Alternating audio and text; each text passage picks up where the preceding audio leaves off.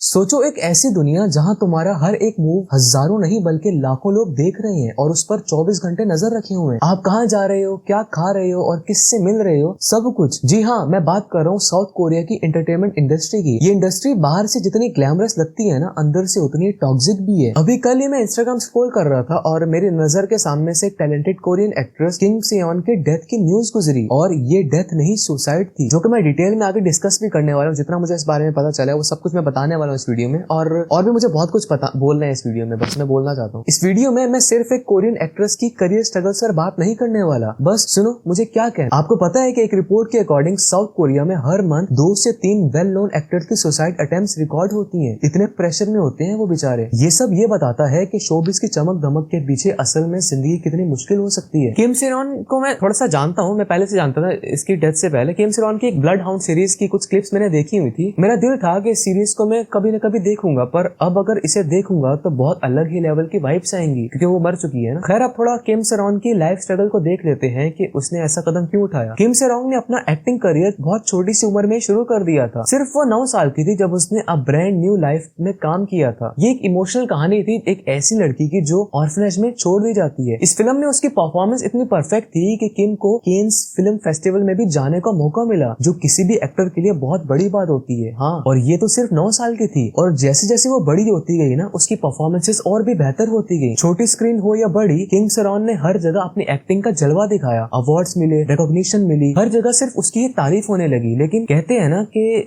जब सब अच्छा हो रहा हो तो उम्मीद रख लो कि अभी कुछ बहुत बुरा भी होने वाला है। कुछ ऐसा ही हुआ किम के साथ भी। मई 2022 में किम की लाइफ ने एक बहुत बुरा मोड़ लिया। उसके अच्छे वाले करियर में एक झटके से तूफान आ गया जब वो ड्रंक हालत में ड्राइव करते हुए पकड़ी गई। एक्चुअली रात का टाइम था और किम नशे की हालत में ड्राइव कर रही थी और उसने अपनी कार एक गार्डल और ट्रांसफार्मर से जाकर मार दी जोर के, जिस वजह से आसपास के टॉप कंपनीज की पावर चली गई। जब किम का ब्लड अल्कोहल लेवल चेक किया गया तो वो लीगल लिमिट से बहुत ज्यादा था। फिर क्या था, मीडिया और पब्लिक ने बिना किसी दया के उस पर क्रिटिसाइज करना शुरू कर दिया। लोगों ने उसकी इररिस्पांसिबिलिटी पर न सिर्फ गुस्सा दिखाया बल्कि उसे रेकलेस और केयरलेस तक कह दिया। उसने इंस्टाग्राम पर आकर बहुत बार माफी भी मांगी और लिखा, इस घटिया हादसे के लिए कोई भी बहाना नहीं हो सकता, प्लीज मुझे आप सब माफ कर दो। लेकिन जो डैमेज होना था वो हो गया। साउथ कोरियन सोसाइटी में एक बार अगर तुम्हारी इमेज बिगड़ जाए ना तो उसे ठीक करना नेक्स्ट टू इम्पॉसिबल होता है। बेचारी ये क्रिटिसिज्म अगले 3 साल तक सहती रही। इनफैक्ट बीच में उसने एक्टिंग भी छोड़ दी थी, पर आवाम और मीडिया उसके पीछे पड़े रही, उसको टॉर्चर करती रही मेंटली। उसने इसके बाद बहुत कोशिश की खुद को परफेक्ट दिखाने की, वापस से सब नॉर्मलाइज करने की, पर साउथ कोरिया में जो एक बार आपने कर दिया ना, सो कर दिया। अब उसका अंजाम आप पूरी जिंदगी भुगतोगे। और फिर क्या था, किम ने तंग आकर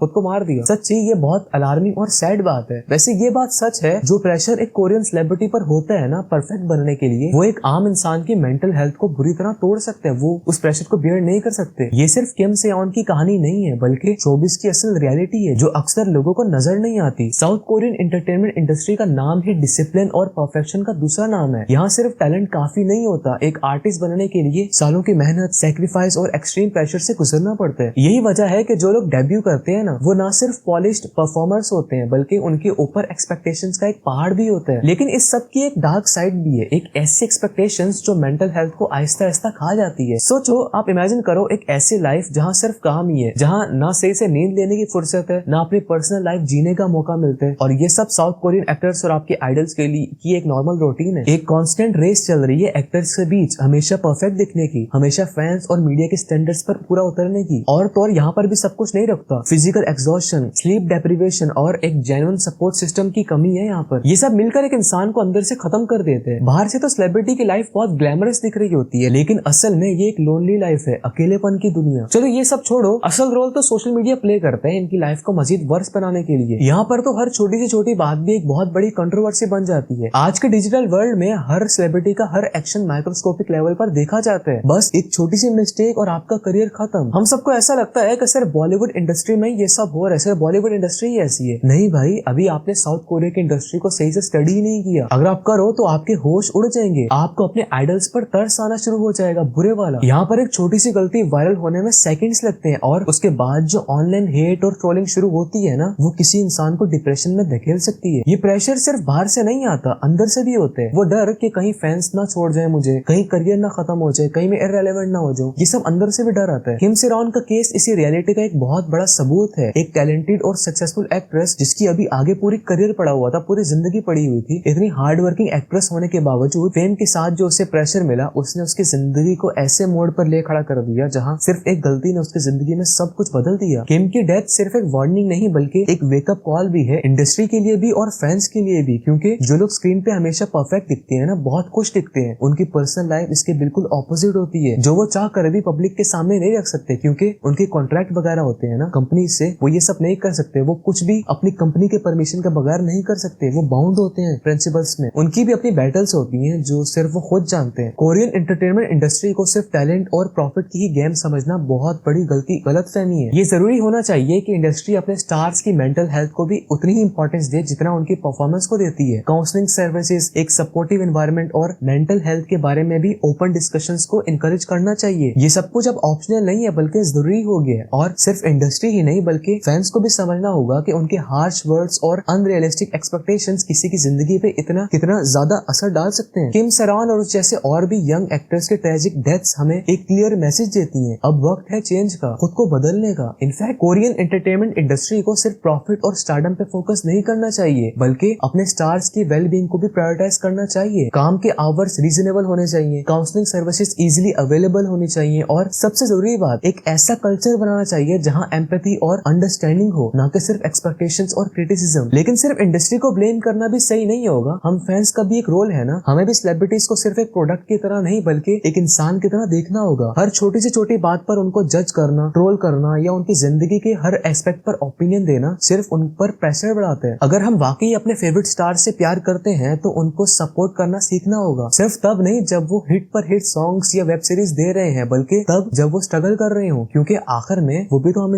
हमारी तरह इंसान ही है ना। उनकी भी तो एक रियल लाइफ है ना जो कैमरे के पीछे चल रही है। ये सब बहुत अजीब है, मैं मानता हूँ। चलो अब थोड़ा और के पॉप इंडस्ट्री की डार्क रियलिटी पर बात करते हैं। के पॉप में देखते हैं वहाँ पर क्या हो रहा है। और जो मैं बताने वाला हूँ ना वो कोई मजाक नहीं है, ये असल जिंदगी है जो कैमरास के पीछे चल रही है। जो चमक धमक आपको स्क्रीन पर दिखती है ना, उसके पीछे एक ऐसी दुनिया है जो बहुत ज्यादा टॉक्सिक और क्रूअल है। सबसे पहले ट्रेनिंग की बात करते हैं। सोचो तुम एक ड्रीम लेकर आते हो और उस ड्रीम को रियलिटी बनाने के लिए तुम्हें 4 से 5 साल तक बिना किसी गारंटी के काम करना पड़ता है। लेकिन उस ड्रीम को रियलिटी बनाने के लिए 4 से 5 साल तुम्हें घिसना पड़ेगा, इस उम्मीद के साथ कि जरूरी नहीं है 0.5% चांसेस है कि तुम्हें आगे काम मिलेगा। टाइम भी वेस्ट हो सकता है, लाइफ भी वेस्ट हो सकती है। इसके बावजूद तुम्हें काम करना होगा, तुम्हें दिन रात ट्रेन करना होगा और अगर तुम्हारी किस्मत ज्यादा बुरी हुई तो 10 साल भी गुजर सकते हैं इस प्रोसेस में और फिर भी डेब्यू का कोई सीन नहीं है। 0.5% चांसेस है कि आपका डेब्यू होगा। मतलब तुम सिर्फ एक ऑडिशन पास करने के लिए अपनी पूरी जवानी कुर्बान कर देते हो और फिर भी चांस मिलने की कोई श्योरिटी नहीं होती। और यहाँ सिर्फ मेंटल स्ट्रगल नहीं बल्कि फिजिकल स्ट्रगल भी होती है। यहाँ पर वेट की एक स्पेसिफिक लिमिट होती है जो फॉलो करनी पड़ती है, वरना इंडस्ट्री तुम्हें रिजेक्ट कर देगी। अगर तुम 5 फुट और 8 इंच हो तो तुम्हारा वेट 100 से कम होना चाहिए और अगर 6 फीट के भी हो तो तब भी 100 से ज्यादा नहीं होना चाहिए। तभी आपने देखा होगा कि जो भी के पॉप आइडल्स होते हैं वो सब पतले होते हैं। वो बचपन में पतले नहीं होते, बचपन में वो हेल्दी होते हैं, बट टाइम के साथ साथ उनको पतला होना पड़ता है तभी वो आगे चल सकते हैं। अजीब है, बहुत वेट को लेकर बहुत गंदे स्टैंडर्ड्स हैं यहाँ पर। मतलब हर वक्त डाइटिंग,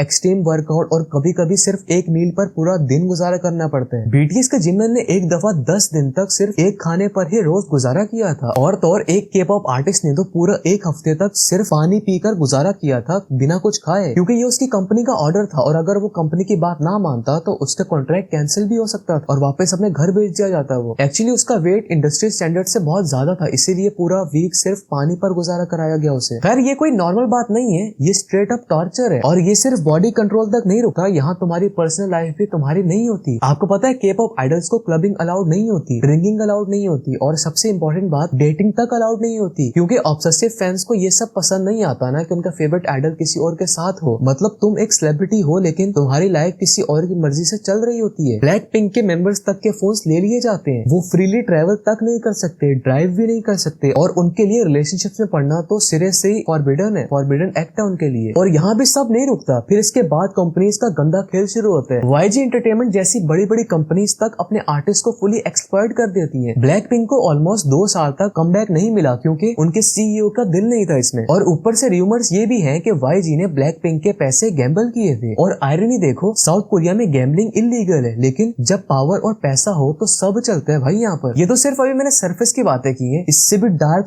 चीजें रियलिटी में हो रही हैं जो ओपनली डिस्कस भी नहीं होती। के पॉप सिर्फ एक जॉनरा नहीं बल्कि एक इंडस्ट्री है जो इंसानों को मशीन मूवीज बनाती है और फैंस को ये समझना चाहिए कि आइडल्स भी इंसान है। उनके ऊपर इतना प्रेशर डालना या उनको अनरियलिस्टिक एक्सपेक्टेशन से जज करना, ये सब उनकी जिंदगी को और भी मुश्किल बना देता है। तो एंड में यही कहूंगा, जो स्क्रीन में दिखता है ना, रियलिटी में इस इंडस्ट्री में उससे 1000 गुना वर्स हो रहा है।